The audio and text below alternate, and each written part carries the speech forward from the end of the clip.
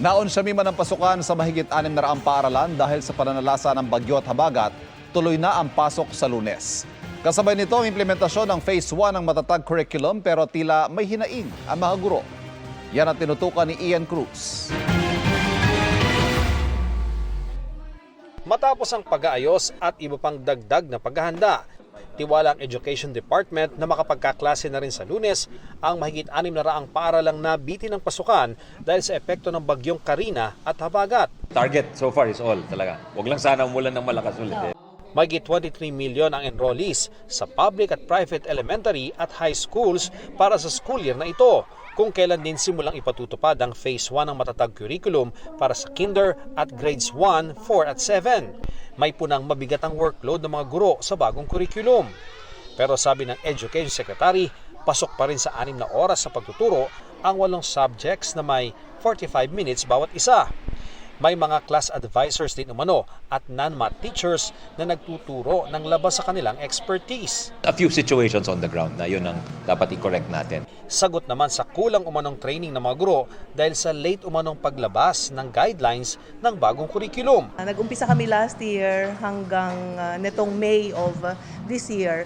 Tapos kahit hindi pa napipirmahan ni Secretary yung policy, nagkaroon na kami ng advance orientation sa mga school leaders sa field. May education technology na available online ang tinap ng DepEd na makatutulong sa mga mag-aaral at magpapadali sa trabaho ng mga guro at pag-alalay na rin ng mga magulang sa mga bata. Makakatulong to sa PISA natin for, if not 2025, 2029 dahil nakabase siya dun sa learner eh. So kung mahina yung learner, marami siyang makukuha dun sa software. Para sa GMA Integrated News, Ian Cruz, nakatutok, 24 oras. Mas pinagtibay pa ng Pilipinas at Japan ang kanilang ugnayan sa kauna-unahang bilateral maritime cooperative activity sa West Philippine Sea. Ang BRP Jose Rizal ng Philippine Navy at JS Sazanami ng Japan ang ginamit para sa communications and photographic exercises at tactical maneuvering. Layo ng aktibidad na palakasin ang regional cooperation para sa malayang Indo-Pacific region. Sa Tabaco City Port naman sa Albay, dumaong ang naval ship ng South Korea para sa 2 linggong Pacific Partnership Mission sa Legazpi City. Magiging bahagi ito ng Indo-Pacific Humanitarian Exercise gaya ng nauna ng dumaong sa Legazpi City na naval ship ng Amerika.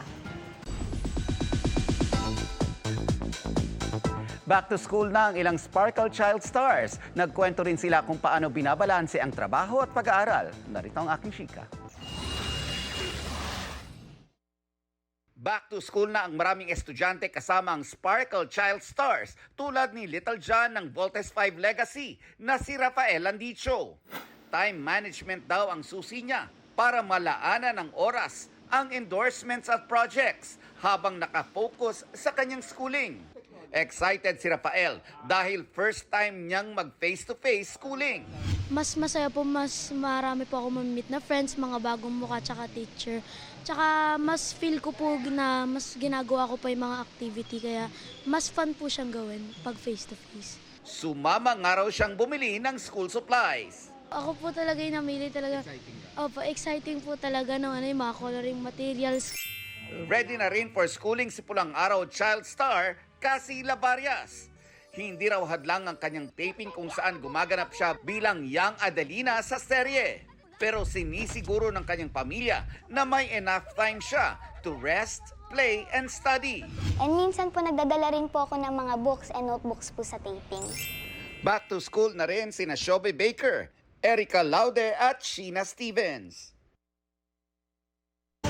Itinaas ng Department of Foreign Affairs ang Crisis Alert Level 1 sa Bangladesh dahil sa patuloy na kaguluhan doon. Sa gitna pa rin niya ng panawagan ng mga relista roon na mag-resign ang kanilang Prime Minister at panawagan ng hustisya para sa pamilya ng mahigit 150 nasawi noong nakaraang buwan dahil sa umiiral na job quota system. Sabi ng DFA, ligtas ang nasa 700 Pinoy na nagtatrabaho sa Bangladesh. Pero inabisuhan na silang maging mapagmatsyag at huwag munang lumabas kung kinakailangan. Handa naman daw ang kagawaran na tumulong sa mga Pinoy na magnanais umuwi sa Pilipinas. Nagsagawa na ang cleanup drive sa Malabon sa gitna ng problema sa gabundok na basurang naipon simula pa noong bagyong Karina. Yan ang tinutukan ni Bea Pinlac. Magdadalawang linggo nang sagabal sa araw-araw na pamumuhay sa Barangay Tinajeros, Malabon, ang gabundok na basurang natambak sa kanilang mga kalsada matapos ang pananalasa ng habagat at Super Typhoon Karina. Yung namin, kabuhayan namin medyo naapektuhan. Alam niyo, pagka marumi ang kapaligiran, ganun talaga. Hindi maiwasan na magkaroon talaga ng sakit ang tao. Nagsagawa ng cleanup drive sa Barangay Tinajeros para mapabilis ang paglinis sa mga baranong kanal at mahakot ang sangkaterbang basura, bahagi yan ng kalinisan sa Bagong Pilipinas program ng gobyerno sa buong bansa. Karamihan ng binaha o halos lahat ng binaha, yung basura ay tinangay ng tubig. Lahat po yan ay galing sa labas na nagkaklag dito pati na yung mga drainage nila. Ayon sa MMDA, halos 700 tonelada ng basura na ang nahakot sa Metro Manila mula July 24 to 31. Puspusan rin ang pag-aayos sa Navotas Navigational Gate na kanilang sinisisi sa mas malalang baha sa Caloocan, Malabon, Navotas at Valenzuela. Ipinaaral pa po namin sa eksperto kung paano gagawing pagkukumpuni at pagtataas kasi nga po hindi siya maitaas basta-basta. Panahon na rin daw para i-upgrade ang outdated drainage system sa Malabon para maiwasan ang baha sa lugar. So maraming mga equipments kasi dito medyo nagkakaedad na. Maraming dapat i-rehab, maraming dapat mabago na o madagdagan. Para sa GMA Integrated News, Bea Pinlac, nakatutok 24 oras. Abiso po sa mga motorista, posible ulit ang oil price rollback sa susunod na linggo. Sa tansya ng kumpanyang Unioil, posible ang tapyas na 20 to 40 centavos sa kada litro ng diesel. Hanggang 20 centavos naman sa kada litro ng gasolina. Nauna nang sinabi ng Oil Industry Management Bureau ng Energy Department na nakakaapekto sa presyo ng langis ang paghina ng demand sa langis sa China at ang plano ng OPEC Plus countries na magdagdag ng produksyon ng langis. Humihiling ng dasalang pamilya ng aktor na si Nino Mulak matapos maghain ng reklamo ng kanyang anak na si Sandro sa NBI. Sabi ni Nino sa kanyang Facebook post, nagdurusa ang kanyang pamilya dahil sa kasuklam-suklam na nangyari sa kanyang anak. Humihiling sila ng dasal para magkaroon ng lakas at tapang sa gitna ng bangungot na ginawa ng mga salarin at hanapin ang hustisya. Nagpapasalamat din daw sila sa natatanggap na suporta. Kahapon magkasama ang mag-amang Mulak na naghain ng reklamo sa NBI laban sa dalawang individual na di na pinangalanan ng NBI. Bago nito, inireklamo ni Sandro sa GMA Network ang dalawang independent contractors nito na sina Jojo Nones at Richard Cruz.